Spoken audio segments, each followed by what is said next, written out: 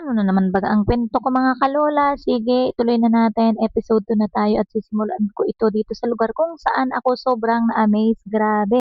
Nasa CR lang tayo mga kalola pero this time yung CR ha, hindi siya amoy CR. Ang bango ngayon ng CR dito sa Vinson's Kiosk ko mga kalola. Last time na mag-CR ako, wala naman ding occasion pero napakatanghak ngayon lula. Hindi, ang ganda, nakaka-amaze, nakakatuwa, grabe. Hindi ka madudumi this time. Mga kalola, nag-jingle lang nga pala ako kaya andito ako sa CR. Pero pagkatapos noon, dumiretso agad ako sa simbahan. At tamang-tama ang pagdating ko, saktong-saktong magsisimula na. Ang mga kasali sa wedding entourage ay nakalinya na. By the way mga kalola, andito nga pala ako sa simbahan ng Saint Peter the Apostles Church. Dito yun sa bayan ng Vinsons. Konting trivia lang mga kalola, ito nga pala ay isa sa pinakamatandang simbahan dito sa Pilipinas. Kasabay ng pagpainan lang ng musika, unti-unting lumakad ang mga principal sponsors na unang lumakad sa ating imaginary red carpet. Hindi ko sila mga kilala pero sa gayak pa lang nila ay tunay na nagagandahan at nagpupugian ang mga ninong at nina. Tulad ng dalawang ninang na ito, yayamanin talaga ang gayak. At susundan sila ng bagong-bagong kapapasang attorney si Sir Ian Balon. Hindi na ata sinunod ang order ng names ng mga ninong at ninang sa invitation kasi nga napakainit sa labas. Bukod pa doon, hindi ata lahat ng mga ninong at ninang ay naka-attend. Kaya kung sino na lamang yung magkatapat, sila na yung naging magka-pair sa paglakad dito sa imaginary red carpet. Pagkaganon pa man, makikita na nagniningning ang ngiti sa labi ng bawat isa habang sila ay lumalakad dito sa ingranding bulwagan. Isa din pala sa ninang yung kanyang kapatid na talagang nung kabataan ay Diyos ang Diyosa din sa kagandahan. Hanggang sa kasalukuyan naman ay taglay pa din ang pagka-Diyosa talaga. At parang itong isang ninong ito ay kilala ko. Hindi pala.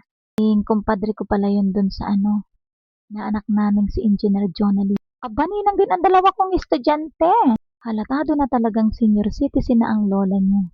Uy, ninang din si Ma'am Brenda Barcubardon. Kinulang tayo sa pag-research mga kalola, hindi natin nalaman kung sino-sino nga ba itong mga ninong na ito. Ay, ang masasabi ko na lang ay mga gwapo namang masyado ang mga ninong na ito. At eto, kilala ko ito. At talaga namang parang si Fernando mo, parang kukumar din ng si Kuya Tony Dimesa. Unang lumakad naman sa mga abay si Mek at ang paborito kong kapatid ng aking kaklase. Di ko na alam ang pangalan niya, pero kilala ko talaga siya. Favorite ko siyang sumayaw. Sinundan ni, di ko kilala yung magandang lalaki at saka yung poging lalaki na yon. Ito namang susunod na mga abay na ito, titingnan natin kung makikilala natin. Ay, Santissima, maganda siya pero hindi ko siya kilala. Etong next na pair ng mga abay, hindi ko alam kung ito ay foreigner kasi ang tangkad niya, ang puti niya, ang ganda niya. Hindi ko rin kilala kung sinong kapartner niya. At ang sunod, ang aking eldest daughter. Hindi ko kilala kung sino ang kapartner niya. Ang susunod na pair ng mga abay naman ay kilala ko, Althea Lorraine, ang dalaga ni Kumadring Ining. Susundan ito ng dalaga naman ni Angkol at ni Auntie Elma. Ang susunod na pares naman ay si Ashlyn at ang kanyang partner. Oh, ito parang kilala ko ito. Ang young version ni Donna Nano. Hindi ko kilala. Ay, eto, ang aking second born. At si Tito Adel, ang pogi ni Tito Adel. My goodness. At ang next ay si Janine at ang aking kuya Efraim. Ngayon naman ang ating ipapakilala ng mga cutie pie na mga batang magkaka-pair. Kaya lang di ko kilala itong unang pair. Yan, yung pangalawa naman tayo ay ang aking bunso at ang kanyang kapares. Di ko kilala. Diyos ko, may promero sa buhay. Kaya parang napilay na ito mga kalula. My goodness. At ang pinakadalawang cutie. Ay, sorry, di ko kilala ang mga cute-cute na ito mga bata. Sunod po ay ang bunso ni Auntie Elma at ni Uncle. Di ko kilala ang kanilang kape. At ang dalawang pogi at magandang baby, hindi ko po kilala. Try natin kung may kakilala pa tayo dito. Yan. Ay, para katulad itong anak ko, napilayan na din po, primero din ito sa buhay. Ano? Ang little groom and little bride, si B-boy at ang beautiful lady, di ko siya kilala.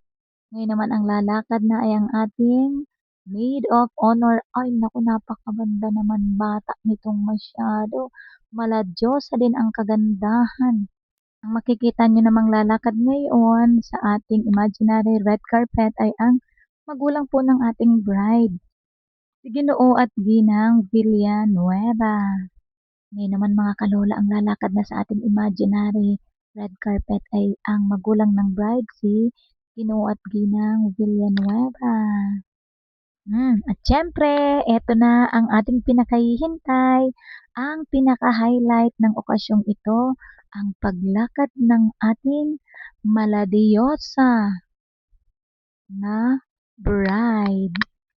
Oh guys, hindi lahat ng diyosa ay nasa langit.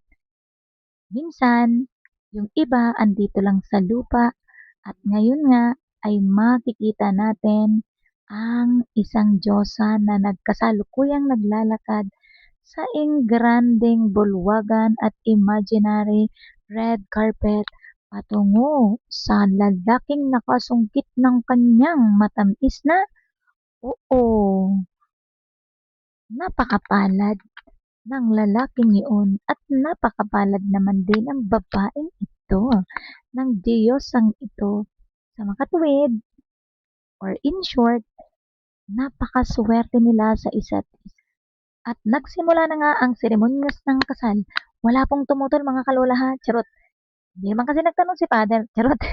Masayang-masaya ang lahat habang sinasaksihan namin ang pagpapalitan nila ng kanilang mga sumpaan sa isa't isa. Dahil hindi ko nga pala sa inyo nabanggit kung sino ang ikinakasal ngayong araw, gusto niyo bang iparinig ko sa inyo ang pagpapalitan nila ng kanilang mga sumpaan? Sige. May sumasantayan ka ba na maging kasama na si Erne na natin ngayon ay susunod sa batas at mga itutuloy ng magibanal na simbahan? Kung puso ba mapapalubos ka na ng iyong sarili at kanyang bahay?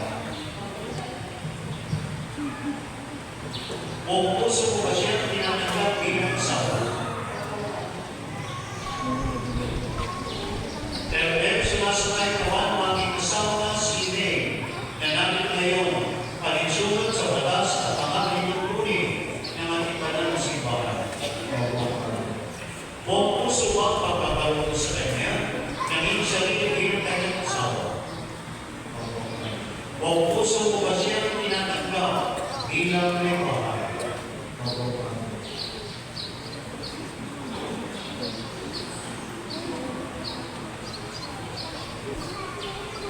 Ngayon at natapos na nga ang pagpapalitan nila ng kanilang mga sumpaan at isinunod na ang pagpapatibay nito, ang pagsusuot ng singsing nila sa bawat isa, ang pagbibigay ng aras at ang pagkakabit ng kung ano-ano pang mga simbolo na magpapatibay ng kanilang pag-iibigan na isa sa mga tradisyon at kultura nating mga Pilipino. Kayo na lang po ang maghula kung ano-ano ang mga inilalagay na iyan. At syempre, ito na yung moment na hindi dapat nating ma-miss lahat sa aking vlog na ito. Ang puntong hinihintay natin o hinihintay ko bilang chismosera o syoserang mahaderang matanda. Ang Kiss the Bride. In-slow mo pa natin yan guys ha para medyo manamnam natin ang panonood ng unang halik ng bagong kasal. Hindi tayo dyan na-satisfied kasi sa totoo lang kung naandun ka sa okasyon, ang bilis, smack lang. Kaya naman nag-request tayo ng ikalawang round. Ito na yung round 2. Medyo matagal-tagal na yan. O diba, enjoy na enjoy. Kinilig din kayo in fairness. Alam ko, ang sumunod na dyan ay pictorial. Hindi na po tayo nakiusyoso kasi kalabisan na ang pagiging usyosera ng lola nyo. Yun lang. Thank you for watching. Hanggang sa sunod.